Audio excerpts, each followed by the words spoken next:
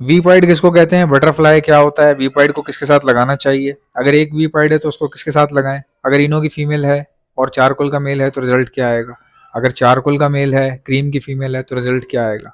Breed कैसे करवानी है, अगर आप अच्छी ब्रीडिंग चाहते हैं तो एक ब्लड आप वीक ले लिया करें और दूसरा ब्लड स्ट्रांग ले लिया करें। यानी कि अगर आप फीमेल वीक ले रहे हैं तो मेल स्ट्रांग लें, मेल वीक ले रहे हैं तो फीमेल स्ट्रांग लें। अब ये वीक से मुराद क्या होता है, वीक से मुराद ये होता है जैसे रेड आई है उसको समझा जाता है कि बाकी ब्लैक आई की बनस्बत वो वीक है, तो इसका मतलब ये अगर आप एक रेड आई का बर्ड यूज़ कर रहे हो तो दूसरा ब्लैक आई का लाजमन करो, कोशिश करो ब्लैक आई का बर्ड यूज़ कर सको। अब मैं आपको बताता हूँ, वी पाइड का अगर एक पीस है आपके पास और दूसरा नहीं है तो फिर आप किसके साथ लगाएं वी पाइड को। वी पाइड अगर आपके पास एक मेल है तो उसको या तो इनो की फीमेल के साथ लगा दें, वरना फिर आप उसको पर्ल इनो पर्ल के साथ लगा दें, इनो पर्ल के साथ लगा दें। आपके पास बच्चे वी पाइड भी निकलेंगे और कुछ ऐसे भी निकलेंगे जो पर्ल में होंगे, कुछ पाइड में निकल आएंगे। लेकिन जितने भी बच्चे निकलेंगे वो जब ब्रीड करेंगे तो बाप का जीन कैरी करते हुए वी पाइड भी फेंकेंगे वो। तो ये तरीका है वी पाइड को आगे अच्छा मतलब कि आप चला सकते हैं। और कोशिश ये किया करें हमेशा, वी पाइड ले रहे हैं मेल अगर वी पाइड का है तो फीमेल भी वी पाइड की ही लें।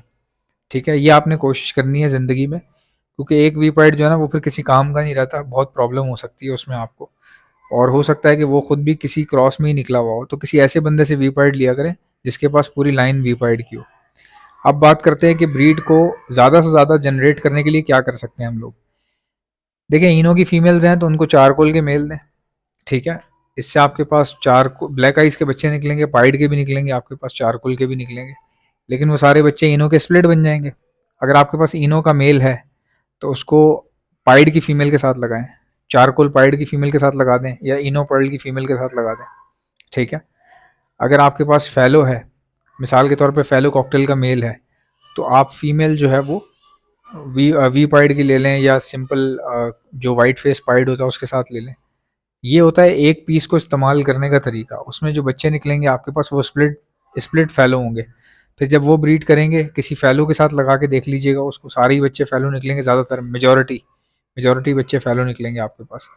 तो स्प्लिट का तरीका ये होता है, स्प्लिट की कहानी ये होती है, स्प्लिट उसको कहा जाता है जिसके माँ बाप डिफरेंट है, बच्चा डिफरेंट है। ठीक है, मिसाल के तौर पे एक काला परिंदा है, उसका बच्चा सफ़ेद निकल आया है। अब वो सफ़ेद परिंदा जो है, बच्चा जो है वो किसका स्प्लिट होगा, काले का स्प्लिट होगा ना, तो आगे वो पॉसिबिलिटी होगी काले बच्चे निकाले। इसी तरह अगर बाप जो है वो वाइट है, बच्चा ब्लैक निकल आता है, तो ब्लैक निकला हुआ बच्चा जो बज़ाहिर खुद तो ब्लैक है लेकिन उसको स्प्लिट किसका कहेंगे, अपने बाप का कहेंगे, वाइट का स्प्लिट कहेंगे। तो जब वो बच्चे देगा बच्चा, तो वो most probably there are lot of chances कि वो अपने पेरेंट्स जैसे बच्चे भी निकाले। ठीक है गाइज, तो ये तरीका होता है, हमेशा याद रखें, ये देर मत करें आप कि मेरे पास इनो का मेल पड़ा हुआ है, मुझे इनो की फीमेल नहीं मिल रही तो इसलिए वो 1 साल से पड़ा हुआ है, अभी भी पड़ा हुआ है। आपको अच्छी दूसरी क्रीम की फीमेल मिल रही है, आप नहीं लगा रहे, पाइड की फीमेल मिल रही है, आप नहीं लगा रहे। इससे क्या होता है, कॉकटेल ख़राब हो जाता है, कॉकटेल ख़राब हो जाता है। देर नहीं करनी, किसी के भी साथ लगा दें, ब्रीड आनी चाहिए, बाकी सारी चीज़ें खुद हो जाती हैं। पहले सेटअप को चलाना सीखें। चलाना कैसे आता है, जब ब्रीड आना शुरू हो जाती है तो फिर सेटअप चलाते हुए मज़ा भी आता है। सबसे पहली प्रायोरिटी होनी चाहिए ब्रीडिंग। देखें, जब भी आप सेटअप लगाते हैं ना, तो सबसे पहली प्रायोरिटी क्या होनी चाहिए, ब्रीडिंग। ब्रीडिंग आ जाए, पहले पता चल जाए ब्रीड कैसे आ रही, कॉकटेल के हवाले से बात कर रहा हूँ। उसके बाद सेकंड प्रायोरिटी क्या होती है, बच्चों की हेल्थ अच्छी निकले, मेरे पास दाना वाना अच्छा होना चाहिए, ये सेकंड प्रायोरिटी है। थर्ड प्रायोरिटी होती है म्यूटेशन। ठीक है, म्यूटेशन जो है फिर तब अच्छी लगती है काम करते हुए। भाई अगर आपके पास ब्रीड ही नहीं आ रही, आपके पास 10 पेयर ऑलरेडी पड़े हुए हैं, ब्रीड ही नहीं आती, ठीक है, तो आप म्यूटेशन का क्या क्या वर्किंग करोगे, ब्रीड आएगी तो वर्किंग करोगे ना। तो इसीलिए फर्स्ट प्रायोरिटी ब्रीडिंग होती है, म्यूटेशन सबसे लास्ट की वर्किंग होती है, खासकर कॉकटेल के अंदर तो बहुत ही लास्ट की होती है। क्योंकि कॉकटेल ब्रीड कर दे ये बहुत अच्छी बात होती है, टाइम लगता है इसमें, फ़ौरन से ब्रीड आती नहीं है, तो हर बंदा इंतज़ार ही कर रहा होता है कि मेरे पास ब्रीड आ जाए। जब आपके पास ब्रीडिंग आना शुरू होगी, अच्छा खिलाएं अपने बर्ड्स को, बच्चों को सर्वाइव जो है वो अच्छा करवाएं।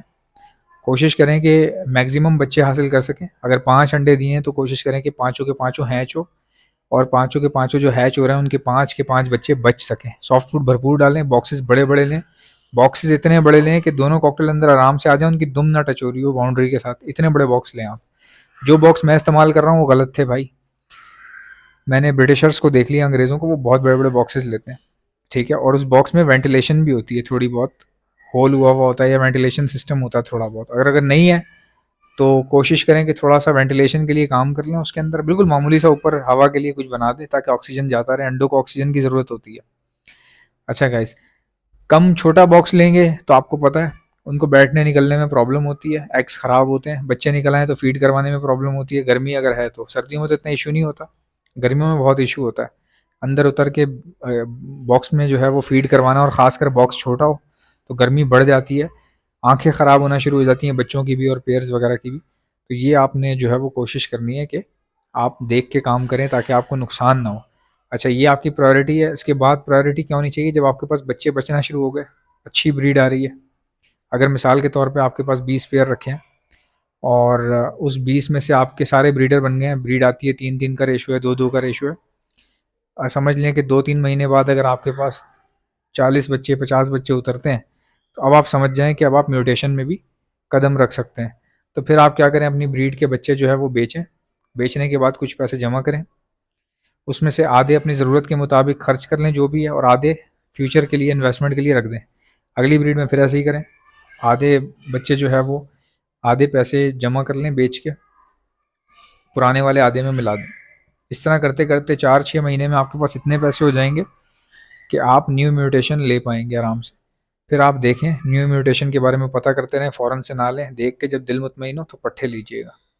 पट्ठे आपको ज़्यादा भी मिल जाएंगे कम पैसों में, तो वो फिर लेकर आप उनको खुद तैयार करें, ताकि जब वो तैयार हो जाएं तो आपके माइंड में डाउट ना हो कि किसी ने मुझे दिए हैं, कहीं ऐसा ना हो उसके पास फर्टाइल नहीं हो रहे थे इसलिए दे दिए हों उसने मुझे। तो ये सब डाउट से आप बाहर आ जाओगे। आहिस्ता आहिस्ता चीज़ें जो है अपग्रेड की जाती हैं, और प्रायोरिटीज़ जो है ना सेट करना बहुत बहुत ज़रूरी होता है, बहुत ज़रूरी होता है प्रायोरिटीज़ को सेट करना। अगर आप प्रायोरिटी सेट नहीं करेंगे तो आपका पैसा डूब जाएगा, आपका टाइम ख़राब होगा, आपका यहाँ तक कि आपके माइंड की ग्रोथ के लिए भी अच्छा नहीं है। जब बंदे को कोई गाइड करने वाला नहीं होता, या बंदा खुद भी थोड़ा सा बेवकूफ़ सा होता है ना, डिसीजन नहीं ले पाता, तो वो फिर अपने माइंड के साथ बड़ा ख़तरनाक गेम खेल रहा होता है। वो आगे भी ग्रोथ बहुत लेट होती है, बातें देर से समझ में आती हैं, आम जिंदगी में भी फैसले वो लेट ही ले रहा होता है। जैसा कि आप जानते हैं ब्रीडिंग सीजन आ गया है, तो फिर आप अपने तोतों को बाजरे वाला दाना मत खिलाएं, खासकर कॉकटेल को। तो कॉकटेल वैसे ही बाजरा नहीं खाता, ठीक है, और वो बच्चों को फीड कैसे करवाएगा अगर आप बाजरा डालते रहेंगे। तो बगैर बाजरे के दाना आपने लेना है, इस्तेमाल करना है पूरे सीजन में, सर्दियों में ये आपके पास अच्छा मौका है। अगर आप मुझसे मंगवाना चाहते हैं तो मेरे पास अच्छी क्वालिटी का दाना है, पूरे कराची में मैं सप्लाई करता हूँ, आपको घर बैठे मिल जाएगा आपके घर के अंदर। या अगर आप मेरे पास आकर लेना चाहें तो वो भी पॉसिबल है, बगैर बाजरे वाला दाना। ऑर्डर करने का तरीका क्या है, जो चीज़ चाहिए दाना लिखें, सेंड कर दें मुझे मेरे व्हाट्सएप के ऊपर। मेरा व्हाट्सएप का नंबर है 0327 231 0040। मिलते हैं नेक्स्ट वीडियो में, इजाज़त दीजिएगा, अल्लाह हाफ़िज़।